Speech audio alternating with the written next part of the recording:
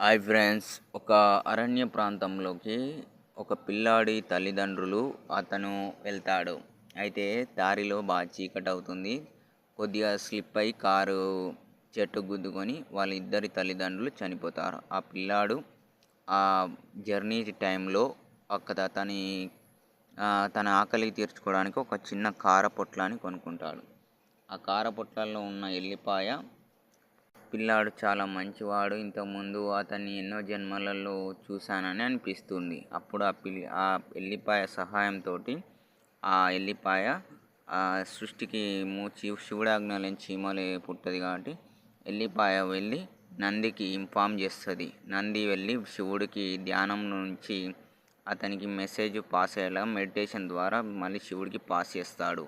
వెంటనే అక్కడికి ఆ యాక్సిడెంట్ అయిన చోట పిల్లాడు బతికి ఉండడం, అక్కడ మళ్ళీ అతన్ని చంపడానికి కూడా కొంతమంది ప్రయత్నాలు చేస్తారు. యాక్సిడెంట్ జరిగిందని సడన్గా అక్కడికి అగ్ని పొమ్మని మెసేజ్ చేస్తాడు శివుడు.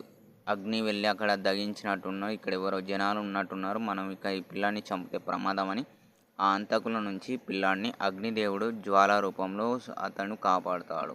ఆ నెక్స్ట్ మినిట్లోనే అగ్నిదేవుడు అక్కడికి సిగరెట్ అలవాటు ఉన్న వ్యక్తిని పంపించేలాగా అతనికి సిగరెట్ అతని జేబులో లేకపోతే సిగరెట్ కొనుక్కోవడానికి అతన్ని వెళ్ళేటట్టు చేస్తాడు అగ్నిదేవుడు.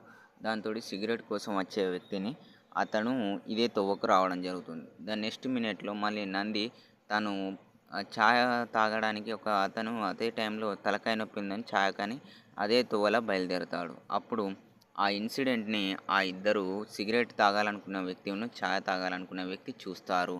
నెక్స్ట్ మినిట్ ఆ పిల్లాన్ని అక్కడ నుంచి సేఫ్గా వాళ్ళ తల్లిదండ్రుల డీటెయిల్స్ తోటి అతన్ని సంరక్షిస్తారు. అయితే స్టోరీలో శివుడు ఇతన్ని ఎందుకు హెల్ప్ చేస్తాడనే దాని గురించి ఎల్లిపాయ ఎలా హెల్ప్ చేసిందంటే, స్టోరీలో వెళ్తే తాను జర్నీ టైంలో మధ్యాహ్న సమయంలో ఒక భిక్షగాడు ఆకలితో ఉండడం, అతను శివుడి ఫోటో పెట్టుకోవడం, ప్లస్ అతను ఈ పైసల్ని క్షేత్రాలు తిరగడానికి వాడుతున్నానని అందరికి చెప్పుకుంటూ భిక్షాటన చేయడం, అవి రెండు చూసిన పిల్లాడు వెంటనే ట్రాఫిక్లో ఆగిన కారులో డోర్ తీసి అతని దగ్గర ఉన్న బిస్కెట్ తన దగ్గర ఉన్నట్టు 5,000 వరకు ఆ భిక్షగానికి వాళ్ళ తల్లిదండ్రులు తెలియకుండా వాళ్ళ తండ్రి పాకెట్లకు వెళ్ళి తీసిస్తాడు.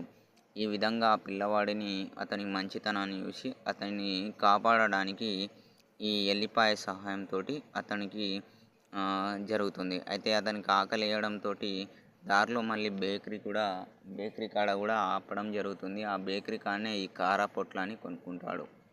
అయితే మధ్యలో సాయంత్రం సమయంలో కూడా కారు ట్రబుల్ ఇవ్వడం జరుగుతుంది. ఈ విధంగా కూడా మూడు చోట్లల్లో వాళ్ళని మృత్యు నుంచి కాపాడడానికి, కొన్ని సంకేతాల నుంచి కాపాడడానికి అనేకమైన ప్రయత్నాలు జరుగుతాయి. కానీ ఎట్ లాస్ట్ అతని తల్లిదండ్రులను కోల్పోతాడు.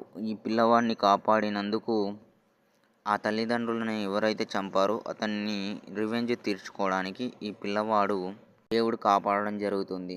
ఎవరైతే వీళ్ళ తండ్రి పెద్ద బిజినెస్ మ్యాన్ అన్నట్టు, అతని కొడుకు ఇతను తల్లిదండ్రులని ఎవరు చంపారో తెలియదు కానీ దైవానుగ్రహంతో కాపాడడం అంటే ఆ రివెంజ్ని ఎలా తీర్చుకొని మళ్ళీ అతని ప్రాబ్లమ్ని ఎలా సాల్వ్ చేసుకున్నాడు అనే దాని గురించే స్టోరీ. సో మనం చేసుకునే ఏదో ఒక మంచి, ఏదో ఒకటో మనం పుణ్యమో, మనకున్నటి ఇష్టమో మనల్ని అప్పుడప్పుడు కాపాడవచ్చు, మనల్ని అప్పుడప్పుడు అవే చంపచ్చు.